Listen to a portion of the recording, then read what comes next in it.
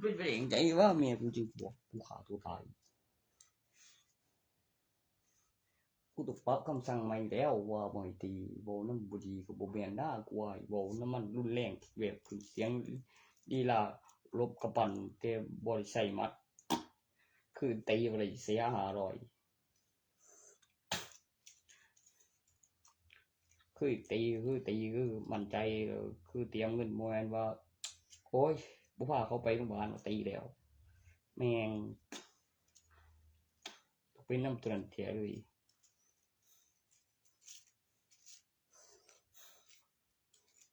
กูฆ่าตัวตายดอกบ่งู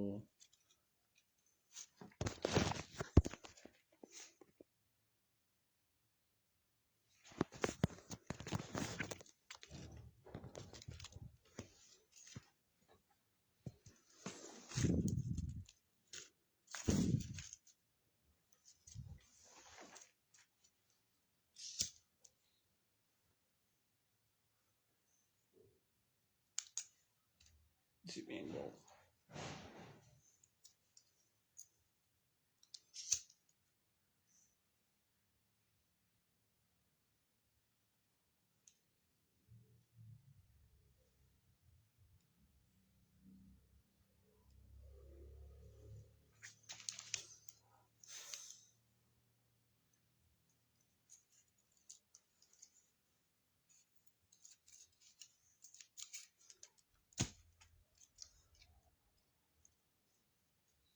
ว่าก็ใจสดเด้เดี๋ยวเอากับรัฐบาลเขาได้ใคร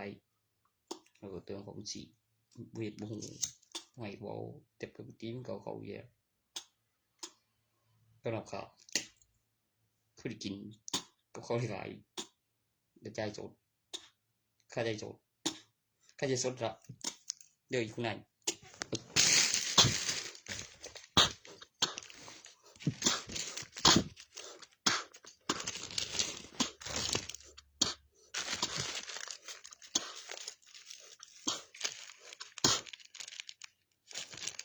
ถ้าเบียดอันนั้นที่คงบ่เงินบ่เฮ็ดเองบ่เจ็บบ่เจ็บเดี๋ยวบ่เจ็บแต่ให้ดีฟังเพลงคือค่าใจสด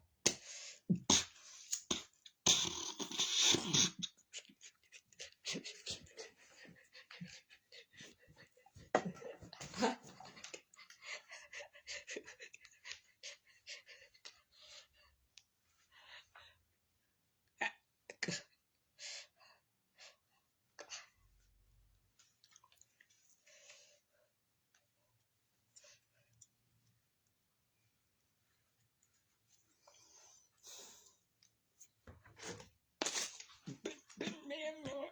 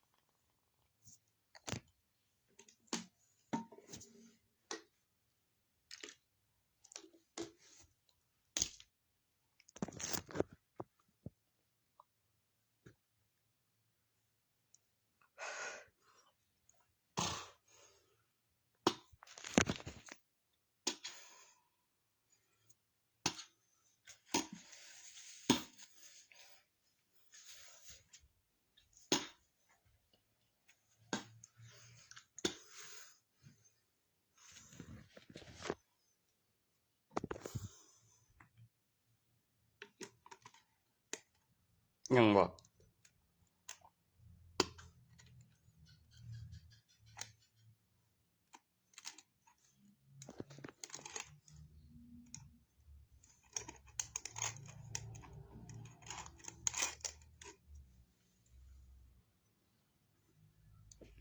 เจ้าต้องการหยังทาน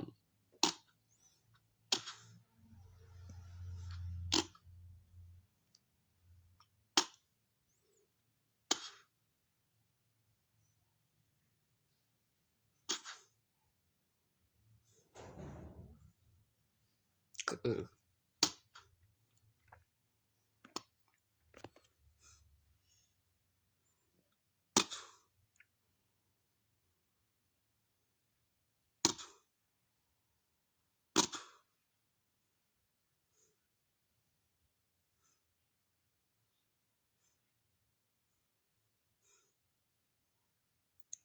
งานหรือหยังเอามันจูไปนะลูกหลัก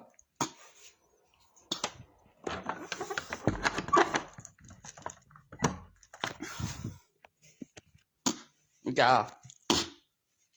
หรือหยังฮะ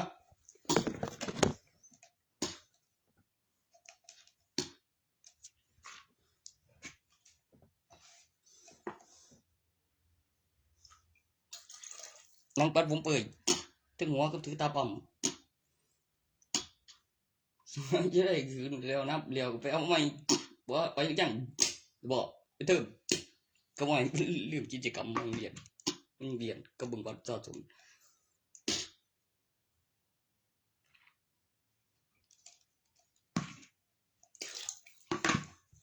สวนกูนี่จีละอันนั้นเบีย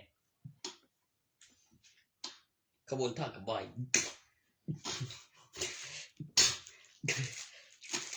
อุทาโรกทักทายสายสวัสดีนั่นเบียดีเยี่ยมสู้จงดูเป็นระเบียบทหารพร้อมขบวนท่าวัทยาหัดนั่นนกโปด้วยก็ดีเยี่ยมสะบัดทุกนิ้วเพื่อเลี้ยงระบบในขบวนท่าทักทายวัทยาหัด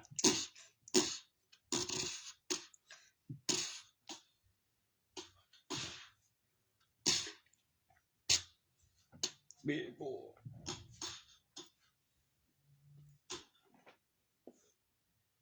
เลี้ยงระบบระเบียบเคลื่อนที่ได้ในขบวนท่าเดียวระบบระเบียบละเอียด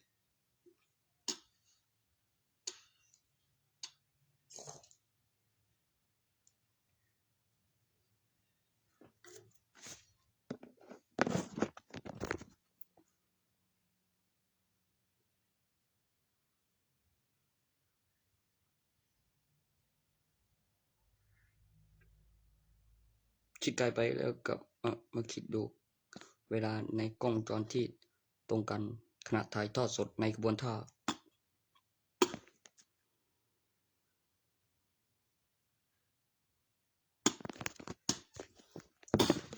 เพื่อเซ็กสถานการณ์ปัจจุบัน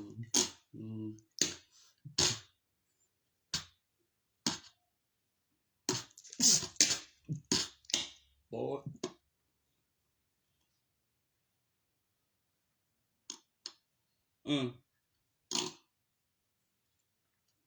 ของท่านนายพลถูกหรืออะไรยังไงไหมหรืออันที่ผมอธิบายไปเมื่อกี้ว่าจะอธิบายตัว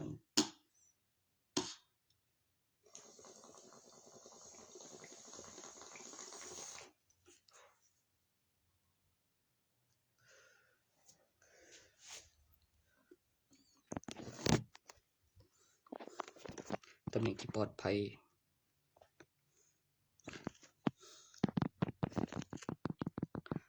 ระเบียบมันเป็นระเบียบไว้ขึ้นเร็วขึ้นสะดวกถนัดดูง่ายเอกสารละเอียด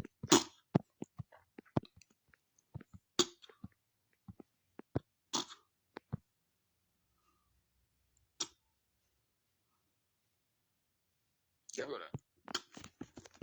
กูไม่ได้อยู่แม่น้องมันเฉียงขึ้นนี่ก็ถือแบ่งก่อน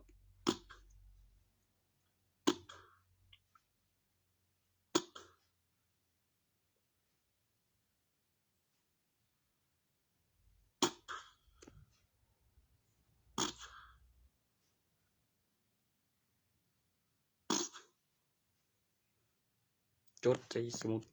โยแล้วมีเอกสารปริ้นเอฟใส่ในหน้าสมุด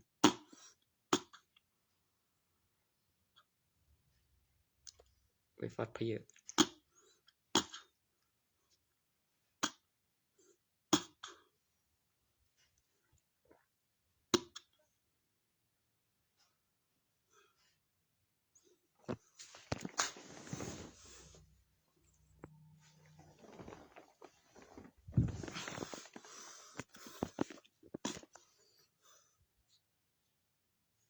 สำคัญนั้นบ่ติ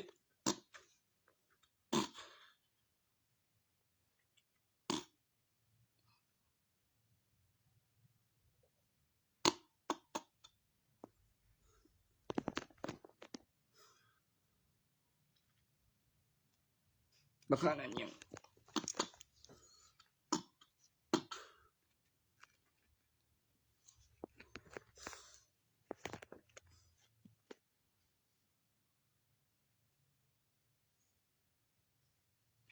คือมึงอย่าเรียนมันไปมากโกเรื่องอะไรมากิน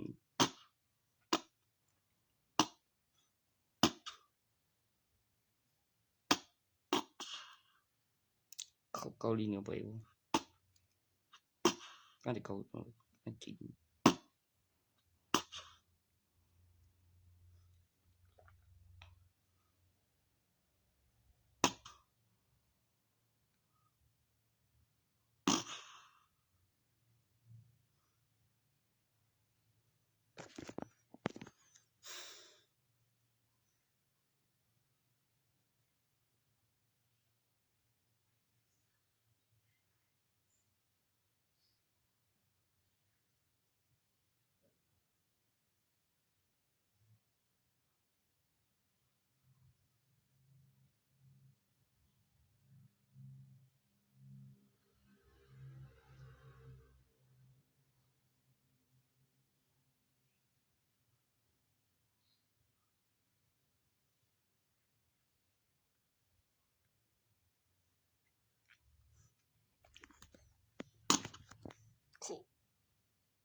ว่าอยู่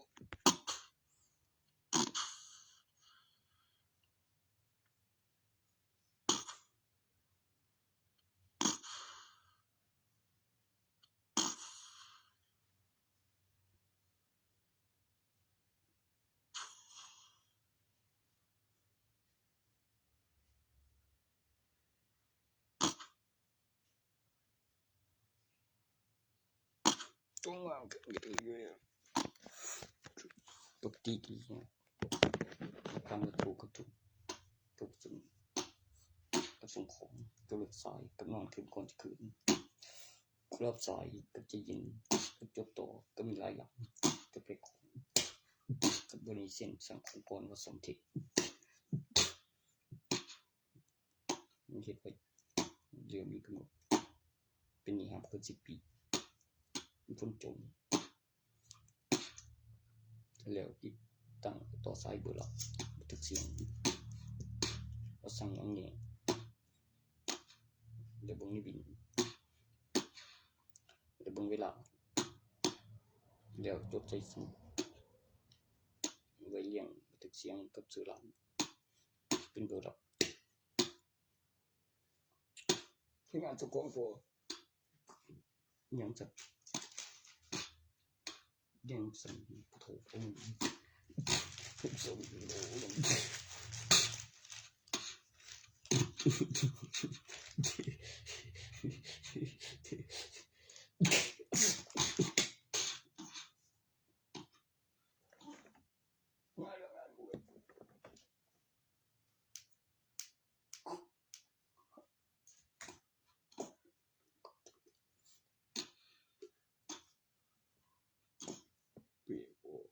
โอ้คือไอ้ตัว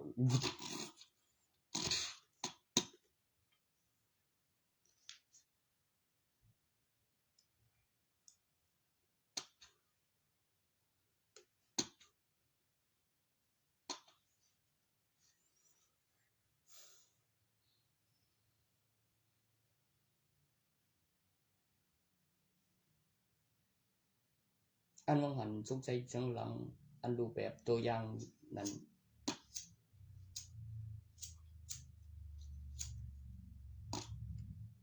อีกอย่างหนึ่ง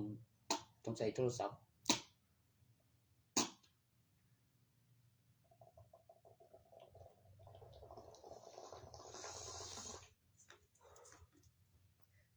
ที่ดีมหาวิทยาลัยทหารเตรียมทหารช่างทหารสารวัตรนี่วะประกันรถประกันคนขังรัฐบาลประกันราคาอุปกรณ์น้ำหนักของขนาดเลขบัญชีของอะไรค่าบำรุงอุปกรณ์ค่าสั่งรูปแบบตัวอย่างของอะไรที่ให้หาตั้งราคากำหนดใช้งาน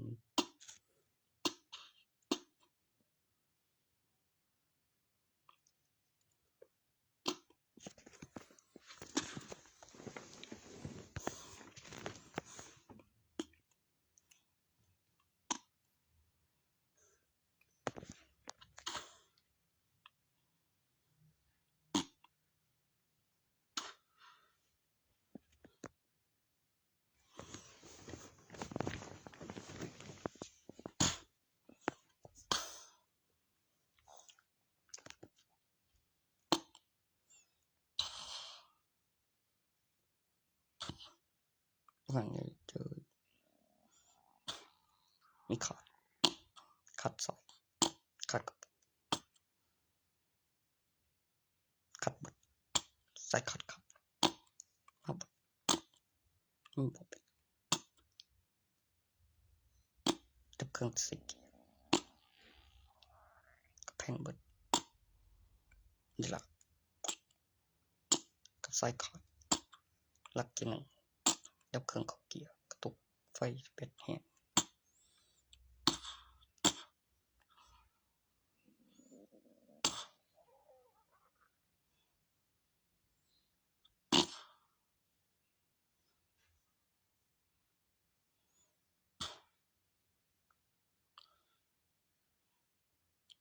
มีวางบ่ล่ะนี่ของจอดบ่ล่ะ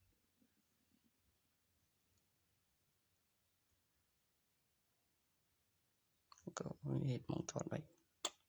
ตำแหน่งของจอดแล้วขนาดแล้วก็บอกแล้วมองหัน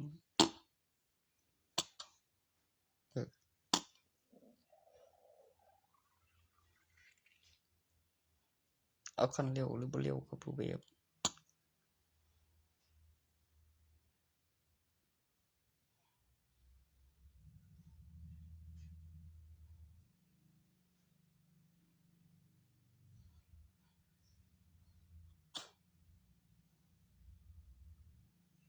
แม่นว่าแววออกมาขวางทางรถแล้วให้รถชนคิดเองมันบอกมาเร็วขวางทางไม่มองจอด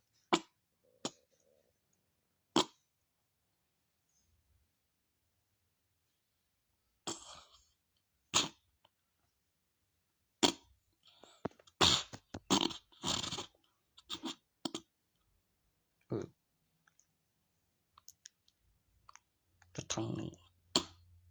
มันรถทางที่สวนมันขยะที่เรา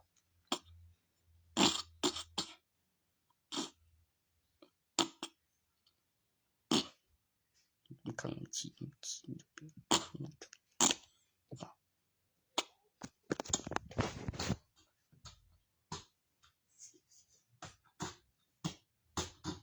โบยบางรถทาง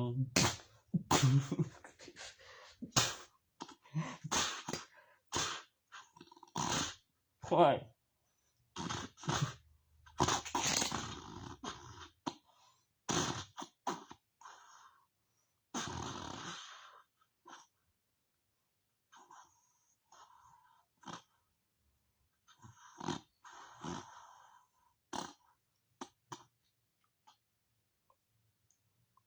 เอกสารคำแนะนำวิธีการใช้งานหนังสือประกอบคำอธิบายการควบคุมของยานพาหนะเป็นอุปกรณ์ยานพาหนะทำสงครามรบ ยี่ห้อ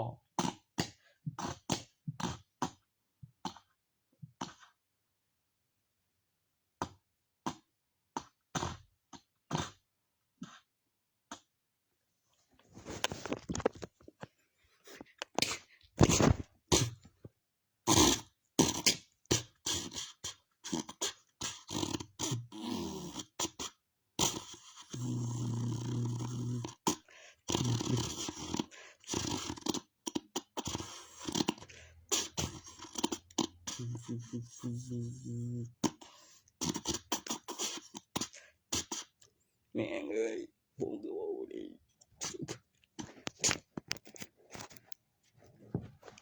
กูตีนกูเอง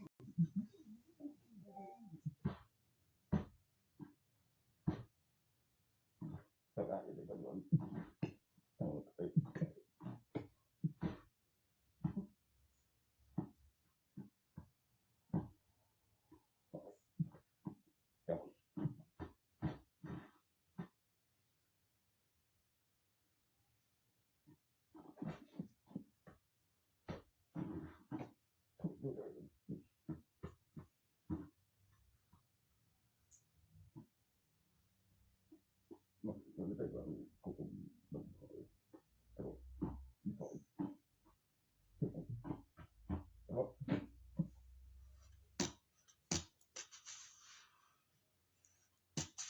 ต่อไปล่าสุดความสุขข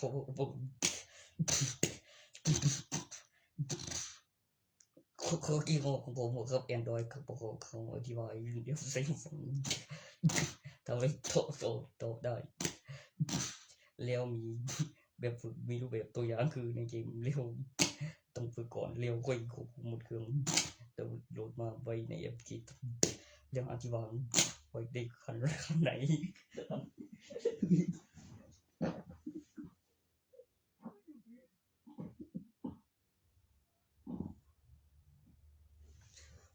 CS1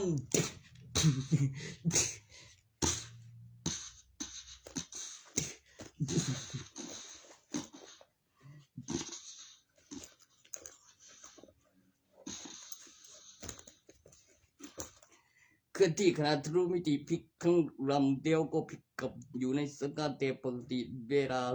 สถานที่มีอีกสันหนึ่งอยู่บนฟ้าคนละเวลาขณะทรงโตพลิกแบบสวรรค์คนแล้วก็ในกระบวนท่าแล้วก็สังเกตมันที่เวลาตำแหน่ง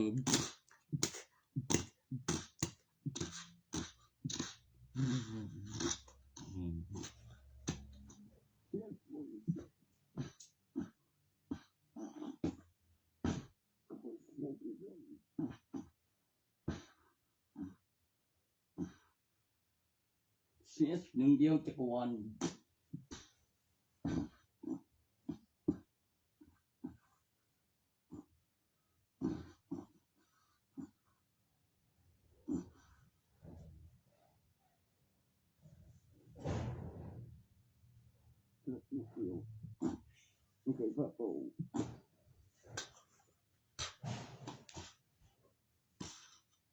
เป็นอุปกรณ์ยานพาหนะทางอากาศพร้อมสู้คดีมีคำแนะนำคำอธิบายนอกสัญบรรยากาศการอนุมัติรู้วิธีเวลาเนี่ยก็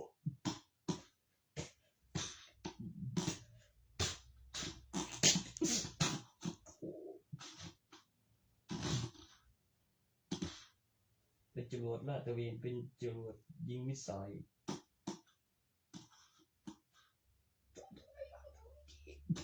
จิงโกยอมไรนั่นรู้วิธี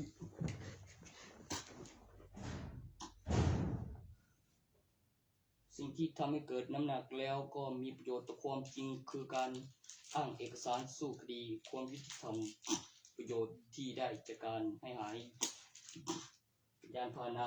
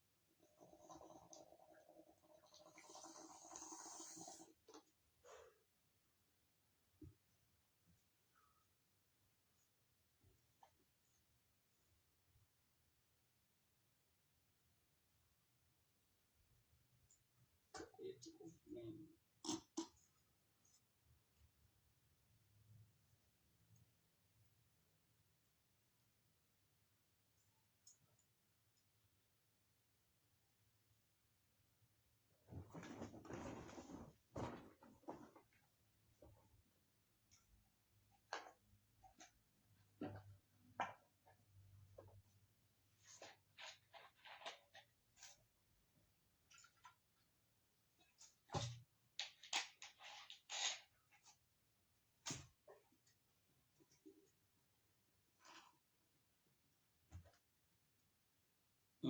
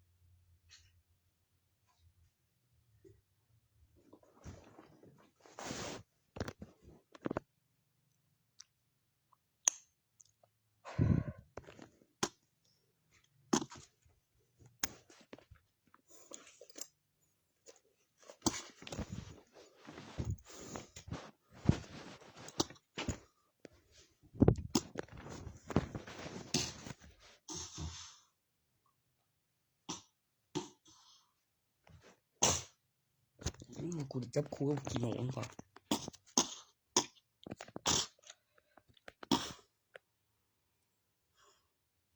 บุย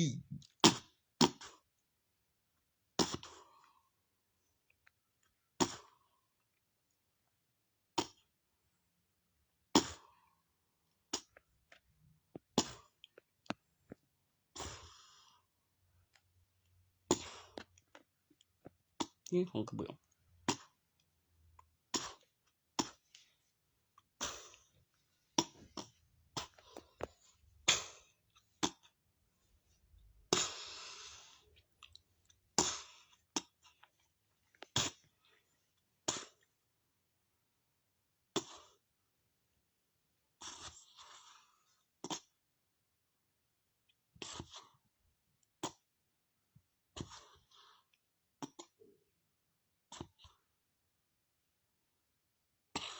चलो वो कुछ किसान देव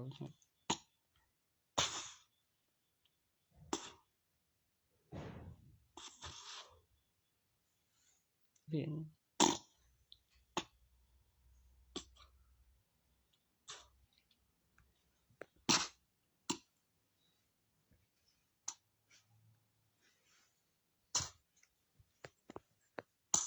kapitan อยู่แล้ว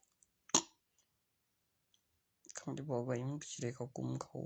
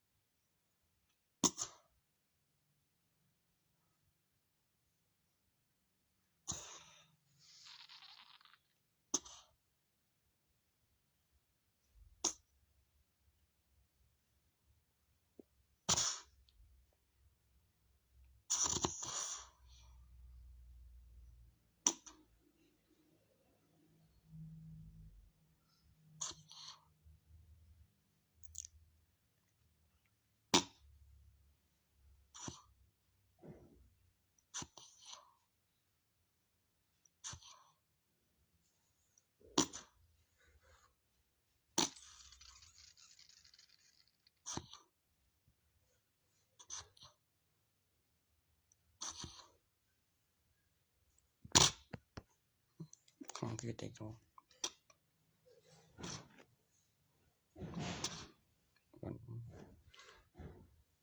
กูไปเก็บนี่แล้วก็ไปขี่บอ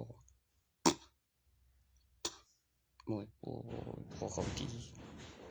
ออกมาในตัวรู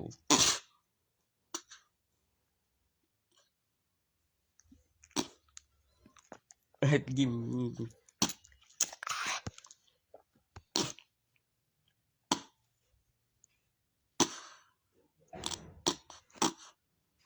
ควันเข็ดเสือดีทุกคนพี่คนที่คนเรื่องแล้วกันที่คนอยู่นี่ผมเรื่องยังไงเรื่องจะประกาศกับสูตรนี่ก็เรื่องวางไว้เดี๋ยวก็กลับไปเรื่องชิวๆวันยามีอื่น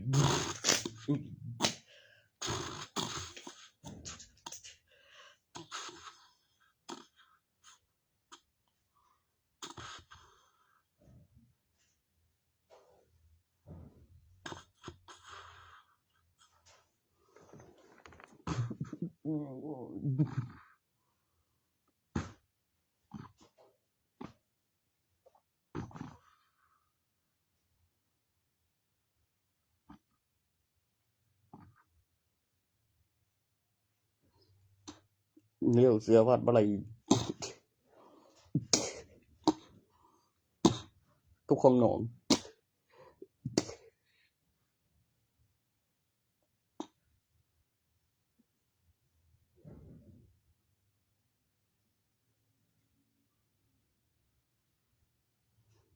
เดี๋ยวก็ไฟกลับยังก็เดี๋ยวอะไรก็งงตัวจริงไม่กลับยิงแกรู้พวกนี่รู้พวกคือพวกนั้น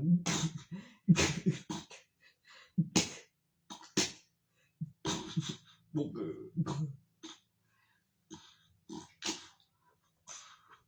บ่แม่นก็ไปขาได้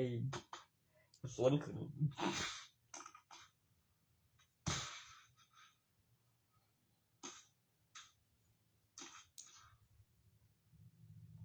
จุดเป็นก็ไปขาสวนขึ้นจริงว่า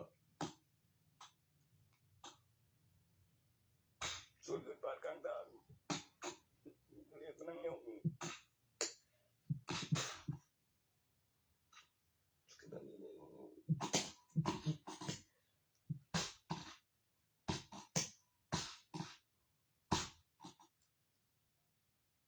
สวนขึ้นเพลเลยกูยังได้ยินกูในอยู่หาเรียนไปว่าก็ไปเอามาก่อนพอไปถึง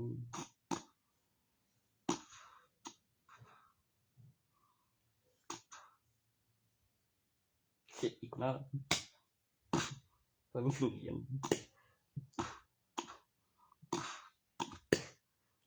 มันก็บอกว่าดีเด็กมันจะได้กับบุญน้อยลงนี่ค่ะ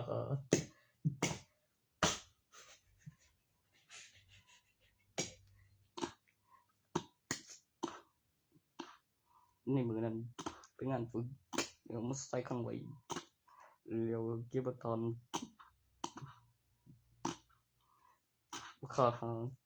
ไปเงินสด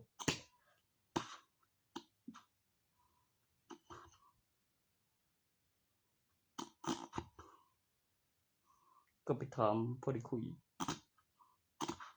เดี๋ยวไปเอาใบใส่ข้างไว้บ่มือนึงอะไรนึงได้ก็ไปค่าหา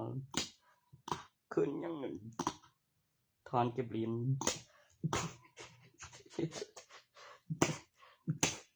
โบยตะกร้า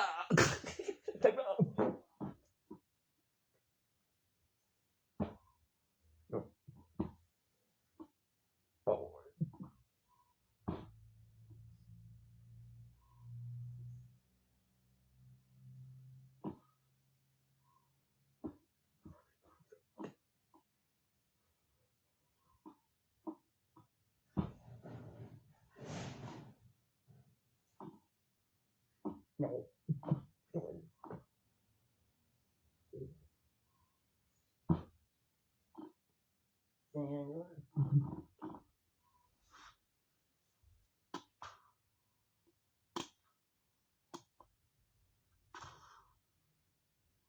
สิบ่กู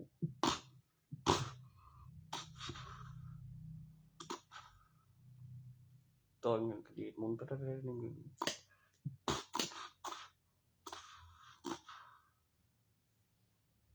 ประโยชน์อีหยังมันสิเกี่ยวเล่นนำตน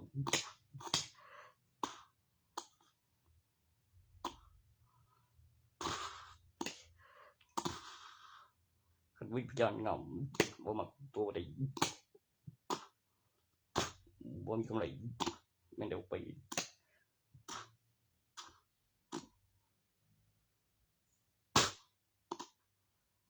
บึwhateverกูเล่นอย่างไรแม่ง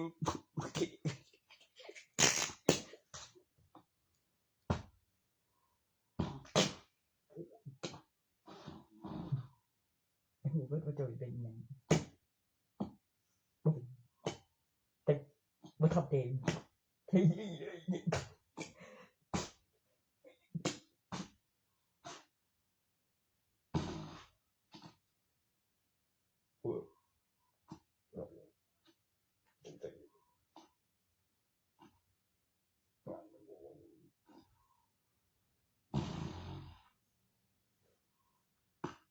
ทำแล้วได้เงิน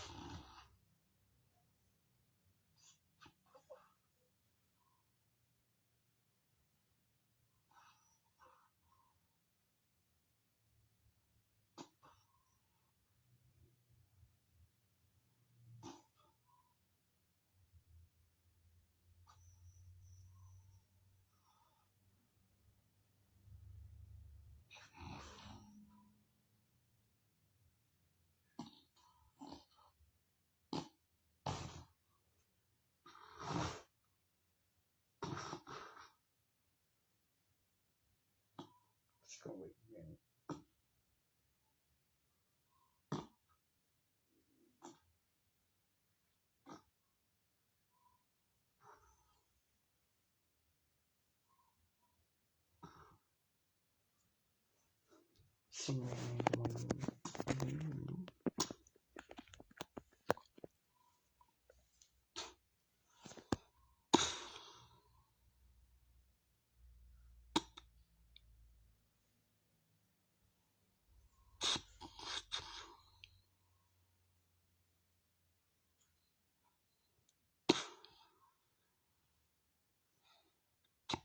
ต้องซื้อเบียร์ราคาก็เป็นนี้เรียกว่ากับหลักฐานคือตัวดนตรีและมีบางราคาเปรียบว่ามีหลักฐานวัตถุของ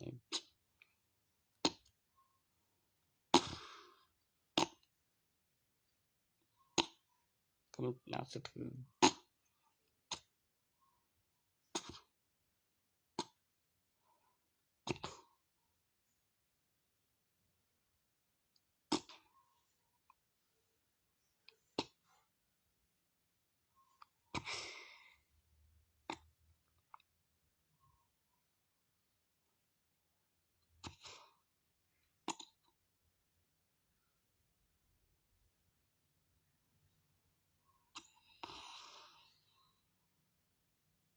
แบบในกระเป๋าก็เยอะแล้วจนนั้นยิ่งมีร้านแบบว่าแนะนำอีกโอ้ยแบบแนะนำแบบตั้งไว้จะเยอะมั้ย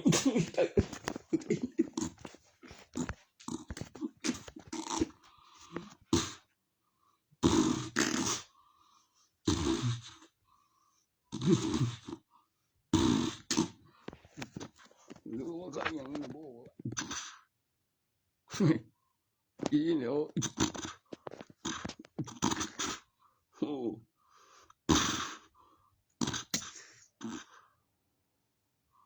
แม่งเอ้ย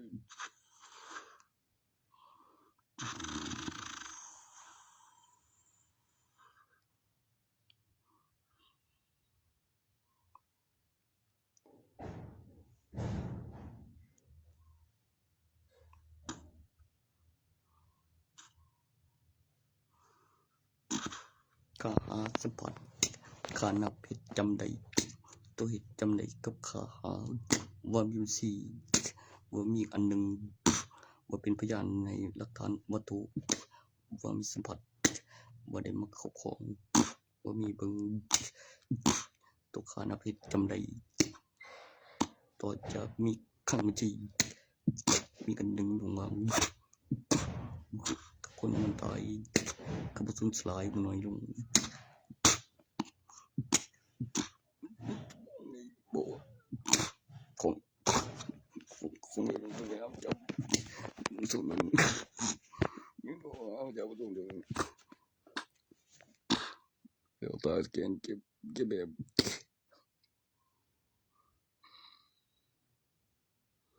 อันก็ยังก็สูญสลายน้อยลงใส่บุด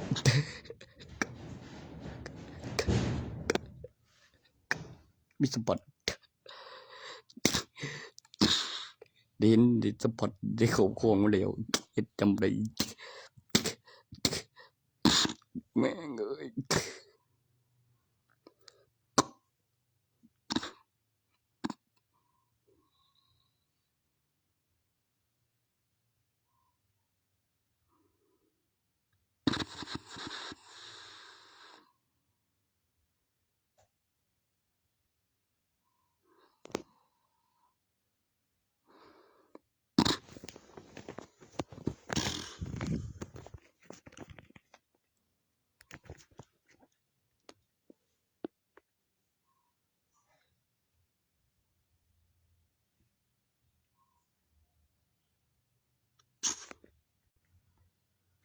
โอ้โหโอ้เรียกเตรียมไว้งานนี้ก็พี่ดู